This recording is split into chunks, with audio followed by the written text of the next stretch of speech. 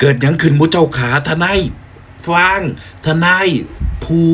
ดูแลคดีให้บอสบิ๊กผู้ใหญ่บ้านฟินแลนด์เพิ่นคือโพดจังซี่มุเจ้าขาอุ้ยฉันฟ้าวขนาดจะกำลังจิตท่าแปลงออกไปข้างนอกนะไปหากินข้าวอุ้ยเกิดอะไรขึ้นนะคะอุ้ยเพิ่นโพดแบบใดเห็นกันหรือยังฉันสิวางใดผู้เจ้าค่ะเดี๋ยวเราตั้งสติ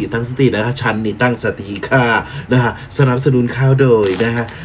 รักยิ้มกล้วยจับยวนทำมาเบากัดต่อนะเส้นเหนียวนุ่มนะฮะผู้เจ้าค่ะแซ่บถ้าถมทิ้งได้เลยนะทนายฟางนะคะเพิ่นโพดเนี่ยมีทนายอาริยาทนายความผู้เจ้าค่ะนะคะเราคือโพดแบบที่ผู้เจ้าค่ะเพิ่นบอกเลขติดที่เท่าไหร่จังนั้นนะคะย่าวอาลาดฟาดบึมเลยค่ะ